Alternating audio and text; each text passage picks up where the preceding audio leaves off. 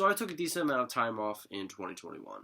With all the year-end cramming I had to do for 2020, which, don't worry, is coming very soon. I know that the best of 2020 list has been like going on and on and on. It's almost August. I promise the best of 2020 will come out at some point. However, I needed a break from watching new releases for a while. I didn't stop watching movies. I didn't stop watching new releases in general. I just needed a break from watch new release, review, watch new release, review. I needed to watch some of my Blu-rays, which are on a very cool new shelf that I got. Or I needed to, I don't know, just switch it up a little bit. But I am now have been back for a while doing this. And, yeah, basically what we're doing today is reviewing around 15 movies in one. So, be very quick about it. I only wrote one paragraph on each movie just to make this video not that long. And yeah, I wanted to touch on everything else that I've seen so far in 2021. There are a couple of TV show seasons in this as well that I did watch that I will be touching on. And there will be a part 2 of this as well. So I think you guys kind of get the gist here. Let's just get into the reviews. WandaVision is first up, and it was the first season of TV I watched this year. Even if I'm not a huge avid watcher of new release TV shows, I do watch a lot of TV shows, and I've been trying to make a point of watching newer releases. And I'm pretty big into the MCU, as you guys have noticed.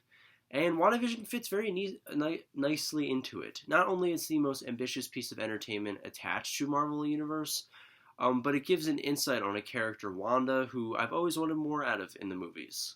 I liked the sitcom style. I liked slowly figuring out what was truly going on. My favorite episode was easily the 90s Malcolm in the Middle inspired all-new Halloween Spooktacular for its great recreation of the format and solid storytelling. The worst episode, in my opinion, was the Modern Family episode, kind of 2010s comedy inspired, breaking the fourth wall.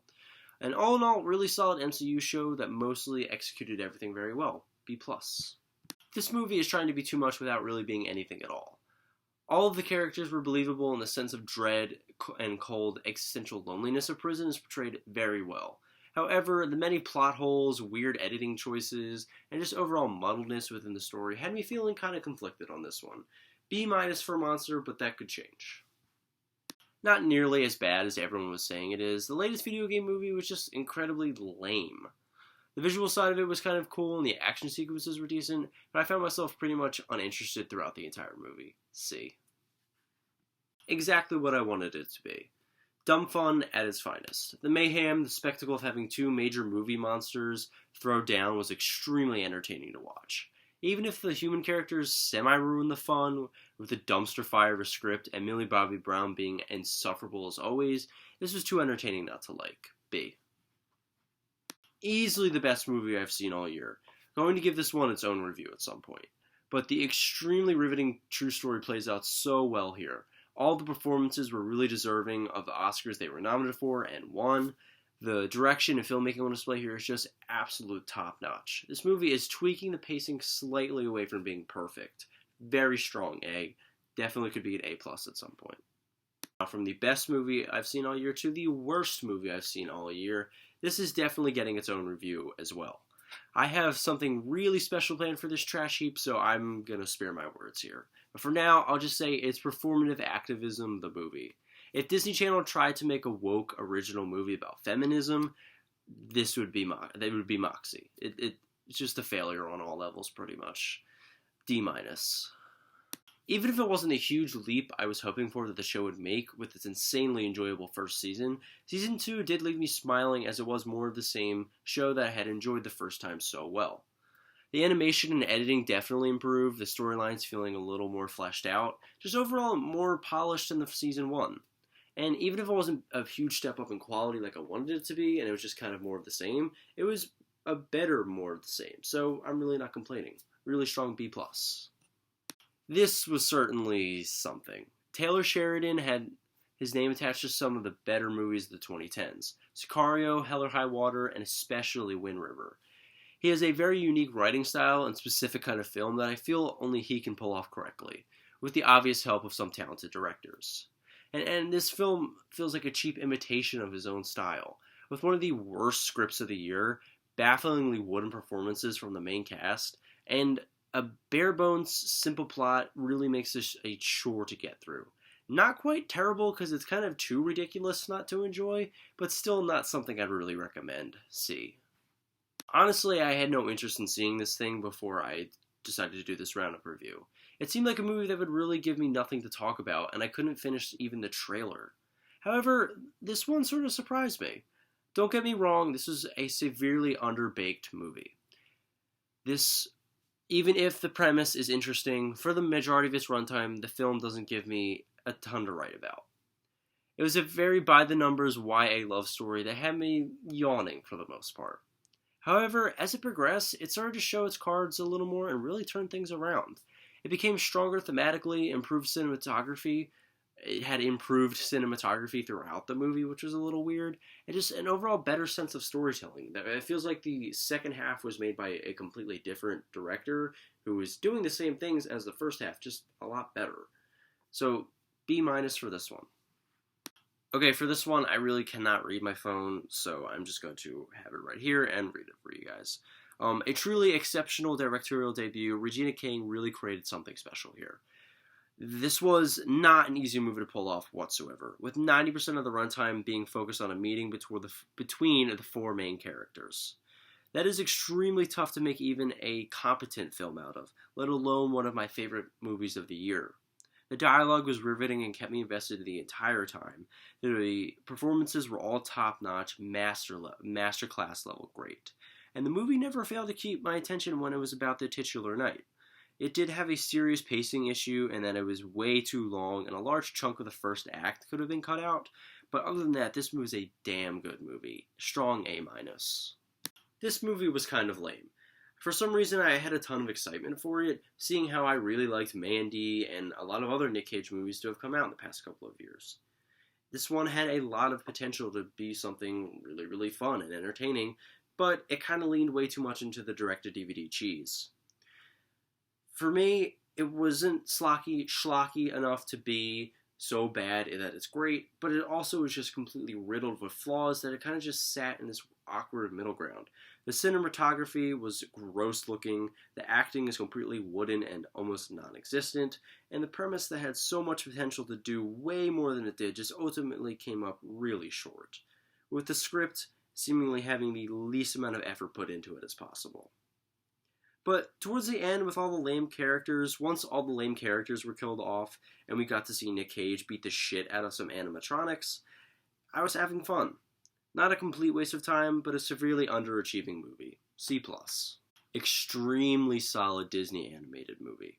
For the longest time, I had been itching to see this one because of how good the trailers made it seem, and it did not disappoint. With not only some of the most beautiful animation I've ever seen in my life, but beautiful storytelling as well. This universe feels lived in. The story feels like it has been passed down from generation to generation.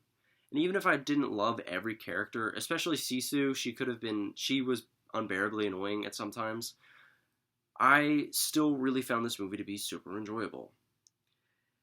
But it does have a lot of tinier flaws that make it go down a grade a tad bit. But honestly, the narrative was just so strong and the main character was just so great that I kind of didn't really care. The animation was beautiful. This is a really, really great movie. Very strong B+. Could change. With this movie and Uncut Gems, I really need to start avoiding this subgenre of movies that are just a straight up panic attack for 70 plus minutes. It's taking its toll on my nerves. Don't get me wrong though, they are both great movies. Despite nearly every character, especially the central protagonist, Danny, being a not-so-great human being at the start of the movie, the wicked sharp script and almost perfectionist direction really trap you in this movie's tone. You feel every ounce of anxiety that's going through our protagonist's head. Every uncomfortable situation, every awkward conversation is felt throughout Shiva Baby's rather short runtime. However, by the end, you really sympathize with Danny, and this extremely accurate depiction of social anxiety. It may not be one of the easiest movies to watch, but definitely one of the best 2021 has to offer so far. Light A-. Easily the funniest movie I've seen all year. I've pretty much labeled this one as the good version of that Impractical Jokers movie that came out last year. Even if that comparison doesn't really hold up any any scrutiny, Bad Trip was some of the most fun I've had with a movie all year. It's blatantly a mockery of road trip buddy comedies in every way, pushing the envelope in terms of gross out and awkward humor.